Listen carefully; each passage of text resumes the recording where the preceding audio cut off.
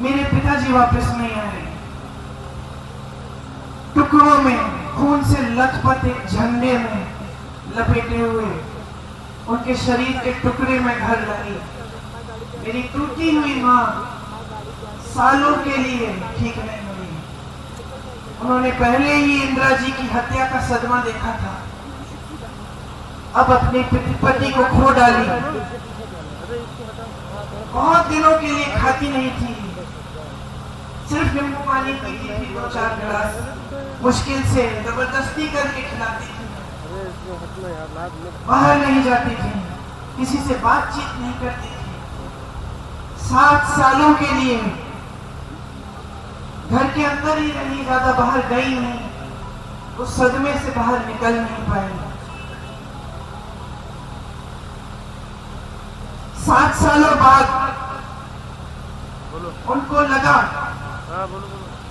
कि कांग्रेस पार्टी संकट में है। उस समय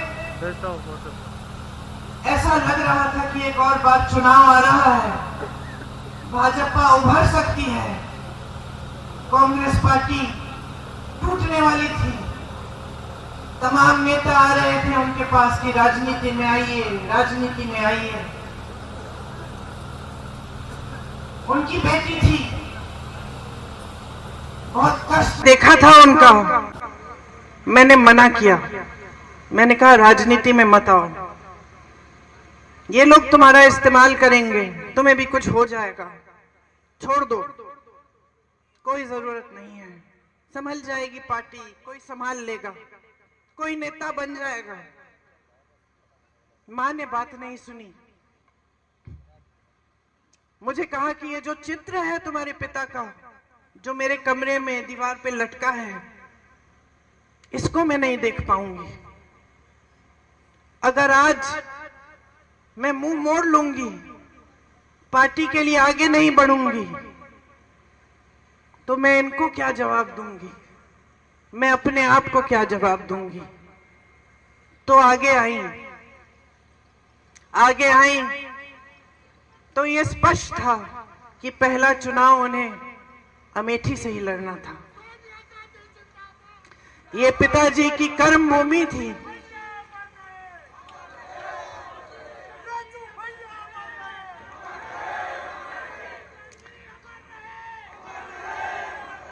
सच बताओ तो जब ये तय हुआ कि वो चुनाव लड़ेंगी अमेठी से, तो एक शाम को उन्होंने मुझसे कहा, प्रियंका कैसे करूंगी, मैं तो कभी चुनाव लड़ी नहीं हूं।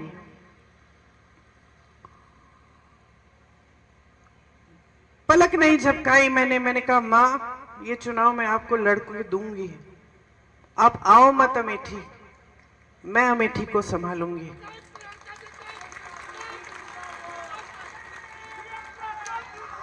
और मैं आपको बताऊं मैंने ये क्यों कहा, क्योंकि मैंने आपको बताया कि जब मेरे पिताजी शहीद हुए तो मैं नाराज थी, दुखी थी। मुझे ऐसा लगता था कि कोई मेरा दुख नहीं समझ सकता। लेकिन फिर कुछ हुआ। उनके अंतिम संस्कारों के बाद हम अस्थि विसर्जन के लिए इलाहाबाद आए, ट्रेन से आए। वो ट्रेन यहां अमेठी और रायबरेली से गुजरी। मैं बहुत दुखी थी, ट्रेन में बैठी थी, रात हो गई थी। ट्रेन यहां के स्टेशन पे रुकी। मुझे आज तक वो क्षण याद है। मैंने खिड़की से बाहर देखा और मैंने देखा कि ये तो बहुत लोग मेरी तरह रो रहे हैं, फूट फूट के रो रहे हैं। तो मुझे यह एहसास हुआ कि जो दुख मुझे महसूस हो रहा है वो तो यहाँ की जनता को भी महसूस हो रहा है।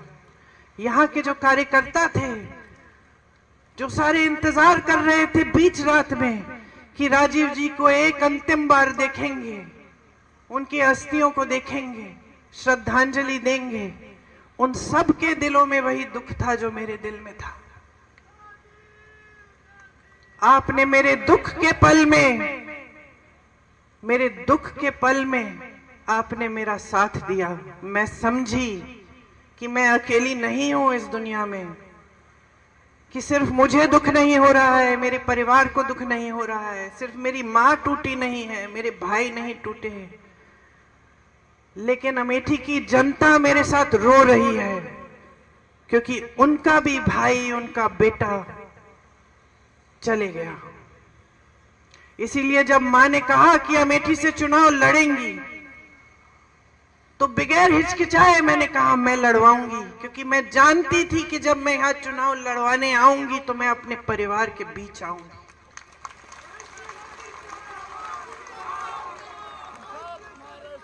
आप सब कांग्रेस के कार्यकर्ता हैं, आप में से बहुत चेहरे में पहचानती हूं। बुग्गी जी बैठे हैं उस समय, लेकिन आप कांग्रेस में नहीं थे शायद।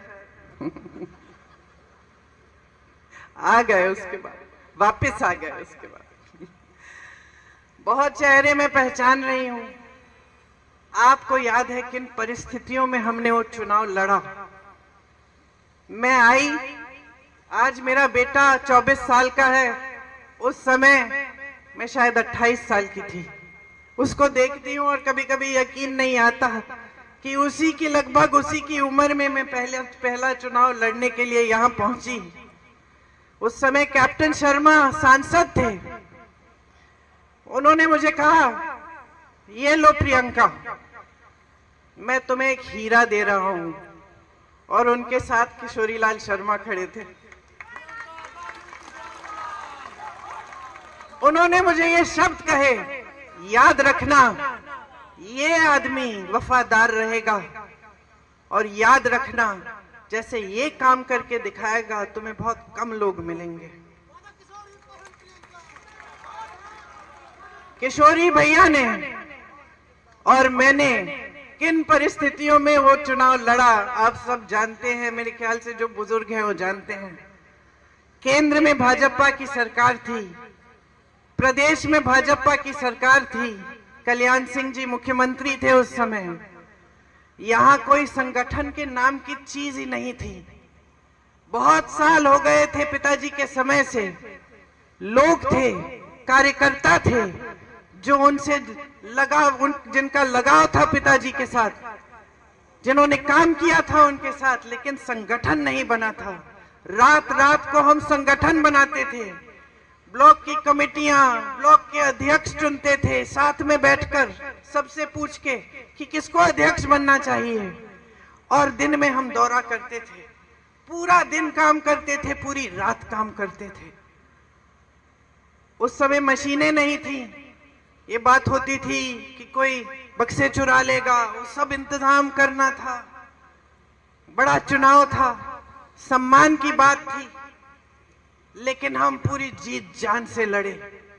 और आज भी जो हमारे साथ वो लड़ाई लड़े, जो यहाँ पे मेरे साथी बैठे हुए हैं, आपको याद होगा कि भीषण परिस्थितियों में लड़े, 3 लाख वोटों से जिता के लाए सोनिया जी को।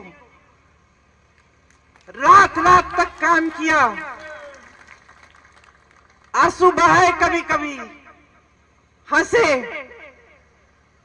पीछे नहीं हटे काम करने से। एक सेना बनकर एक साथ लड़े, और तब से एक नया सिलसिला हमने कायम किया। सोनिया जी के समय में जब मैं अमेठी का देखभाल करती थी, तो मैंने बहुत चीजें समझी जो बचपन में समझनी मुश्किल थी। उस समय गर्मियों में आग लग जाती थी गांव में, हम लोग जाते थे किट देने के लिए। मुझे याद है एक गांव में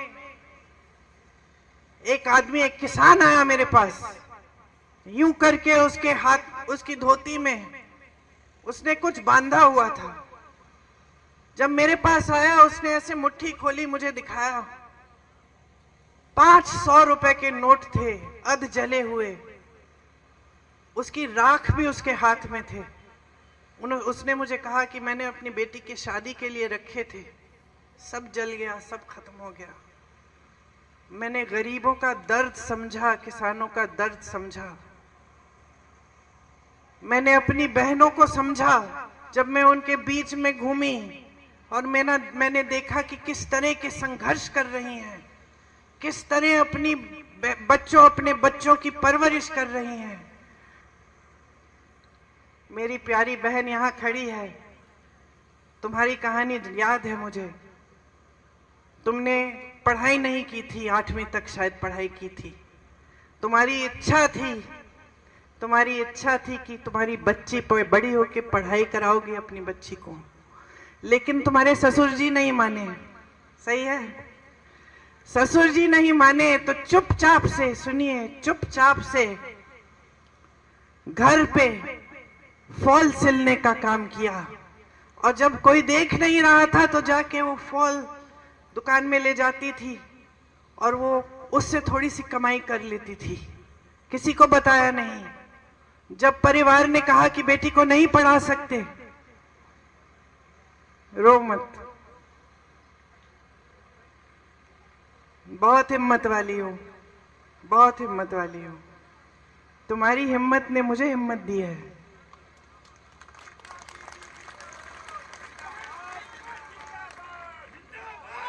जब परिवार वालों ने बोला कि नहीं, बच्ची को पढ़ाने नहीं देंगे, तब इन्होंने कहा मैं पैसे दूंगी, पढ़ाने दो।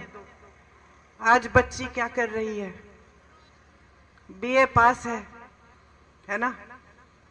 देखो इनका संघर्ष क्या था। इधर आ जाओ, मंच पे आ जाओ।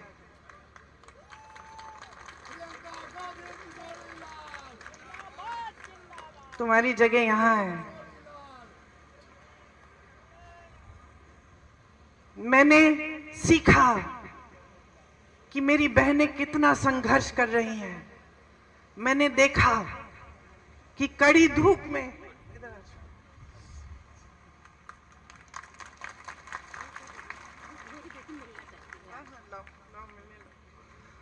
मैंने देखा कि कड़ी धूप में यहाँ का किसान कितनी मेहनत कर रहा है, हर संघर्ष का सामना कर रहा है, कमाने की कोशिश कर रहा है। बैठो ना, बैठो, मेरी जगह में बैठ जाओ, बिठा दो, पूछ जाओ कि कितना संघर्ष कर रहा है, कितनी मेहनत करता है सिर्फ अपने बच्चे को पढ़ाने के लिए, ताकि बच्चे का भविष्य मजबूत हो पाए। मैंने देखा कि यहाँ के गांव-गांव में मेरे पिताजी, मेरे परिवार के प्रति कितनी श्रद्धा है। रात रात तक हम यहाँ के रास्तों से गुजरते थे तो लालटेन लेकर बुजुर्ग लोग हमारा इंतजार करते थे। कभी कभी मेरा चेहरा देख के रो पड़ते थे कि राजीव भैया की बिटिया आई है। मैं समझी कि जनता की श्रद्धा का क्या मतलब होता है, कि उसका आदर करना चाहिए। मैंने देखा कि किस तरह से मेरी माताजी जब आई कैंप में जाकर बच्चों की आंखों में बूंद डालती थी, दवाई डालती थी, तो किस तरह से उनकी माताएं खुश होती थी। बेवाओं को देखा जब हम लोग कैंप लगाते थे, कितनी गरीबी में रहते थे और हम पेंशन देते थे। उस समय पेंशन मिलता था, बेवा पेंशन कहते थे उसको। मैं समझी कि कितना संघर्ष था आपके जीवन में और कैसा रिश्ता था आपके बीच, मेरे परिवार के बीच, कि ये राजनीतिक रिश्ता नहीं था, एक प्रेम का रिश्ता था, श्रद्धा का रिश्ता था, सत्य का रिश्ता था। फिर भाई यहाँ आए, उनका भी चुनाव लड़वाया, सांसद बने, आपके लिए खूब काम किए, जहां जहां विकास ला पाए विकास लाए। लेकिन उसके बाद पूरे देश में एक नई तरह की राजनीति आई, एक राजनीति जो शायद हम जैसे लोग शुरू में समझ नहीं पाए, क्योंकि हमारी सभ्यता ही अलग थी, हमारी समझ ही अलग थी। हमें सिखाया गया था कि जनता के सामने झूठ मत बोलो, हमें सिखाया गया था कि जनता का आदर करो, हमें सिखाया गया था कि जनता सर्वोपरि है। और हम अपनी आंखों के सामने देख रहे थे कि एक नई राजनीति उभर रही है जो जनता के जज्बातों का इस्तेमाल कर रही है, सत्ता बटोरने के लिए जनता को गुमराह कर रही है। यहां अमेठी में आए ये लोग क्या समझेंगे, स्मृति जी क्या समझेंगी? ये तो यहाँ पे आपके लिए थोड़ी आई, ये तो राहुल जी को हराने के लिए आई, ये राहुल जी से लड़ने के लिए आई, ये आपके प्रति श्रद्धा की वजह से नहीं आई। वो कैसे समझेंगी ये रिश्ता? इन्होंने झूठ फैलाए कि हम आपकी जमीन हड़पने आए थे, कि जिन महिलाओं के जिस समूह में आप थी, आपको याद है जो परियोजना थी, कि वो परियोजना ही हमने इसलिए बनाई कि हम आपकी जमीन हड़पना चाह रहे थे, कि हम लूट रहे थे आपको, कि हमने कुछ नहीं किया आपके लिए, कि हमारे दिल में सिर्फ परिवारवाद की भावनाएं थी, सिर्फ सत्ता चाहते थे हम, हमारे दिल में आपके लिए कोई भावना नहीं थी। और कुछ ऐसा हुआ कि इन बातों से आप थोड़ा सा बहक गए, कुछ लोग बहके, कुछ लोग दृढ़ रहे। जो भी हुआ, राहुल जी वो चुनाव हारे, और एक पुराना रिश्ता जो आपके बीच, हमारे परिवार के बीच था, वो थोड़े समय के लिए थम गया, लेकिन टूटा नहीं, क्योंकि वो रिश्ता कभी टूट नहीं सकता है। थोड़े ही समय में कोविड आया, कोरोना आया। मुझे याद है, मैं उत्तर प्रदेश की प्रभारी थी, मैं और मेरे साथी 16-16 घंटे फोन पे रहते थे। हमने एक हेल्पलाइन खोली थी उत्तर प्रदेश के लोगों के लिए, कि कहीं संकट है, कहीं फंसे हो, लॉकडाउन हो गया था अचानक, मोदी जी की सरकार ने कोई साधन नहीं दिया था, अचानक कोई सारी ट्रेनें बंद हो गई थी, बसें बंद हो गई थी, लोग अलग अलग जगह जो यहाँ पलायन करके गए थे, यूपी से फंस गए थे। हमने हेल्पलाइन खोली, 16-16 घंटे हम उस हेल्पलाइन के नंबर देखते थे, जवाब देते थे, बात करते थे। मैंने कहा हुआ था अपने साथियों को कि अगर अमेठी रायबरेली का कोई फोन आता है तो मेरा नंबर देना, और मैं कभी नहीं भूलूंगी। एक फोन आया, मैंने उठाया, एक लड़का था, गुजरात में था। उसने कहा आपने हेल्पलाइन का नंबर जारी किया है? मैंने कहा हाँ, बताया नहीं कि कौन हो। उसने कहा यहां पे मेरे साथ 16 लोग हैं, हमारे पास सिर्फ आज रात का खाना है, कल का खाना नहीं है, कुछ नहीं है, क्या करेंगे? मैंने कहा घबराओ मत, आप राहुल भैया को जानते हो? तो उसने कहा राहुल भैया कौन? मैंने कहा राहुल गांधी। उसने हाँ जानता हूं। मैंने कहा मैं उसकी बहन हूं, फिक्र मत करो, मैं किसी को तुम्हारे पास भेजूंगी।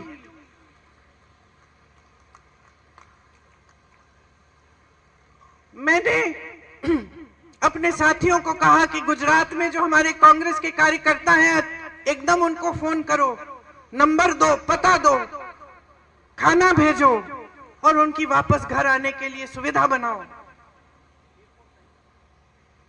जब मैंने उस लड़के को कहा कि मैं राहुल की बहन हूं, तो उसकी आवाज से मुझे पता चला वो रो रहा है। वो रोया, उसने कहा दीदी अब आपका नंबर मिल गया है, मुझे मालूम है हम सही सलामत घर पहुंच जाएंगे। ये विश्वास था हम में, ये विश्वास था हम में, तब भी अमेठी के लोगों के दिलों में। हमारा रिश्ता टूटा नहीं। हमने पूरी कोशिश की कि अमेठी रायबरेली के जितने भी लोग अलग अलग प्रदेशों में फंसे थे, घर नहीं आ पा रहे थे, उनके लिए ट्रेन का इंतजाम, बस का इंतजाम, किसी को जीप से घर भेजा। इसलिए नहीं भेजा क्योंकि हम इसका कोई राजनीतिक फायदा उठाने वाले थे, हमने इसलिए भेजा क्योंकि हमारी ड्यूटी थी, हमारा दायित्व था कि उनको घर सही सलामत पहुंचाए। वो हमारे परिवार के सदस्य समान थे। ये है हमारा रिश्ता। हाँ भाई, मुझे मालूम है उसका नाम क्या था, मैं जानबूझ के नाम नहीं ले रही हूं। देखिए, ये जो रिश्ता है हमारे और आपके बीच में, पाक है ये रिश्ता। सेवा का रिश्ता है और शहादत का रिश्ता है, प्रेम का रिश्ता है और खून का रिश्ता है। ये कभी नहीं टूटेगा। यहां आपका कोई भी सांसद बने, यहां कोई भी किसी भी तरह की राजनीति करे, हमारे बारे में आपको 2000 झूठ बोल के चले जाए, आप उन झूठों का विश्वास भी कर लो, ये रिश्ता फिर भी नहीं टूटेगा।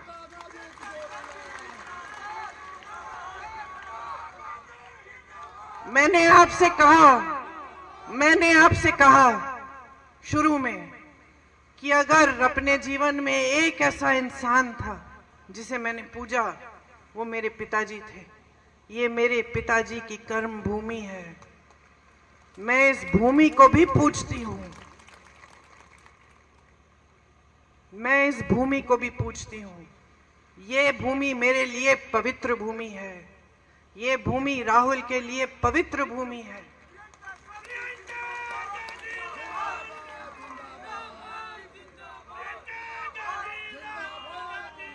मैं आपको एक और बात बताती हूं कि मैं जानती हूं किशोरी लाल शर्मा को, मेरे ख्याल से अब कितने सालों से, उतने 40 सालों से। और मैं आपको एक बात बता सकती हूं, ये भूमि किशोरी लाल शर्मा के लिए भी पवित्र भूमि है।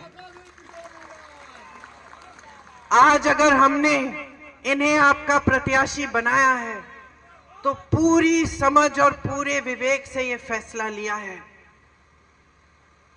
अगर इस संसदीय क्षेत्र का गांव-गांव कोई जानता है तो ये जानते हैं, यहाँ की सड़क कोई जानता है तो ये जानते हैं, यहाँ का एक एक कार्यकर्ता जानता है तो ये जानते हैं। आज अगर मैं किशोरी जी से पूछूं कि उनका नाम क्या है, वो मुझे बता देंगे। वो ये भी बता देंगे कि इनके गांव में हमने हैंडपंप लगवाया था और इनकी बेटी को हमने पढ़ाया है, और बीच में ही हमसे नाराज भी हो गए थे क्योंकि इस गांव में जो दूसरे कार्यकर्ता हैं जिनसे इनकी लड़ाई है, उनको हमने थोड़ा आगे बढ़ा दिया था। इतिहास जानते हैं आपका, रिश्ते जब हमने बनाए तो इन्होंने भी बनाए, सेवा जब हमने की तो इन्होंने भी की, श्रद्धा जब हमने दिखाई आपके लिए तो इन्होंने भी दिखाई, जब हम आपकी समस्याओं को समझे तो इन्होंने भी आपकी समस्याओं को समझा। इसीलिए आज इनका हक बनता है कि ये आपके प्रतिनिधित्व के लिए यहां आज खड़े हों, क्योंकि उन्होंने उतना ही काम किया है आपके लिए जितना हमने किया है, और उतनी ही श्रद्धा के साथ किया है। आज पूरे देश में जो राजनीति फैली हुई है वो झूठों की राजनीति है, नाटक नौटंकी की राजनीति है। प्रधानमंत्री जैसे बड़े नेता चुनावी मंच पर आकर इतनी हिम्मत नहीं कर सकते कि आपको बता दें कि 10 सालों में उन्होंने कितने रोजगार बनाए, महंगाई को कितना कम किया और क्यों और कैसे।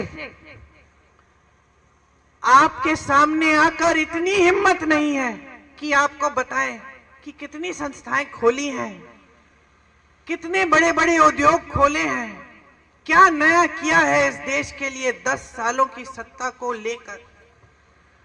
प्रधानमंत्री आपके सामने आते हैं, एक ही रट लगा रखी है कि 70 सालों में कांग्रेस ने कुछ नहीं किया, एक परिवार के खिलाफ दिन रात बोलते रहते हैं। इंदिरा गांधी जैसी शख्सियत को, जो शहीद हुई इस देश के लिए, जिन्होंने पाकिस्तान को तोड़कर बांग्लादेश बनाया, उनको देशद्रोही कहते हैं। राजीव गांधी जैसे देशभक्त को देशद्रोही कहते हैं कि राजीव गांधी ने अपनी मां की विरासत को टैक्स न भरने के लिए कानून बदल डाला। वो कभी नहीं समझ पाएंगे। राजीव गांधी ने अपनी मां से धन दौलत नहीं ली विरासत में। विरासत में उनको इस देश के लिए मर मिटने का जज्बा मिला, शहादत मिली, यही उनकी विरासत थी। लेकिन जो लोग सिर्फ सत्ता का मोह लिए घूमते हैं, सिर्फ अपने लिए सत्ता चाहते हैं, ये समझ नहीं पाते हैं कि सत्ता जनता ने दी है, जनता के प्रति दिल में कोई श्रद्धा नहीं है, वो लोग इस बात को समझ नहीं सकते। वो लोग आज आपकी सच्चाई को भी नहीं समझ सकते, कट चुके हैं आपसे। प्रधानमंत्री जी मंच पे खड़े होकर कैसी कैसी बातें करते हैं कि कांग्रेस पार्टी एक्सरे की मशीन लेकर आपके घरों में आकर आपके गहने चुराएगी, आपका मंगलसूत्र ढूंढ निकालेगी और उसको चुरा लेगी और आपकी संपत्ति किसी एक कौम को दे देगी, और आपके पास 2 भैंसें हैं तो एक भैंस भी चुरा लेंगे। ये ऐसी बातें प्रधानमंत्री जी कर रहे हैं। पद की गरिमा क्या है? पद क्या है? देश के प्रति जिम्मेदारी क्या है? देश क्या सोचेगा? आज देश जवाब मांग रहा है। देश कह रहा है कि हमें ये नाटक नौटंकी नहीं चाहिए। हमने बहुत चुनाव लड़ने दिए हैं आपको धर्म के आधार पर, बहुत हिंदू मुस्लिम कर लिया है आपने। इस चुनाव को हम लड़ेंगे और हम अपने मुद्दों पे लड़ेंगे। आज जनता कह रही है, मेरी समस्याओं को सुनो, पहचानो। महंगाई से जूझ रहा हूं, तड़प रहा हूं, अपने बच्चे को पढ़ा नहीं पा रहा हूं, कोई बीमार पड़ता है परिवार में उसका इलाज नहीं कर पा रहा हूं, मेरी खेती के सामान नहीं मिल रहे हैं, खेती से कमाई नहीं हो रही है, मेरा बच्चा पढ़ा लिखा है, मैंने शिक्षित किया उसको मेहनत करके, लेकिन बेरोजगार है। आज जनता कह रही है मेरी आवाज सुनो। आज जनता कह रही है कि बहुत हो गया है, हमें वो पुरानी राजनीति वापस चाहिए। हमें वो राजनीति चाहिए जिसमें देश का प्रधानमंत्री हमारे गांव में आता था और हम उसको डांटते थे। हम कहते थे कि हमारे बिजली का खंभा लगा दिया आपने, लेकिन तार नहीं लगाया, तार लगवाइए। प्यार देंगे आपको लेकिन वोट नहीं देंगे जब तक आप हमारा तार भी नहीं लगाएंगे। हमें वो राजनीति वापस चाहिए। आज जनता कह रही है कि हमें सच्चाई, सत्य की राजनीति चाहिए, झूठे नेता नहीं चाहिए। हमें वो नेता चाहिए जो सच बोलने की हिम्मत करे हमारे सामने। जनता कह रही है कि हम ऊब चुके हैं। ये धर्म के नाम पर, जाति के नाम पर बहुत गुमराह किया है आपने हमको। अब हमारे सामने आओगे तो हमारी बात करो, हमारे मुद्दों की बात करो। चुनाव लड़ोगे तो हमारे मुद्दों पे लड़ो। हमें बताओ हमारे लिए कौन सी स्कीम लाए हो, हमारे बच्चों के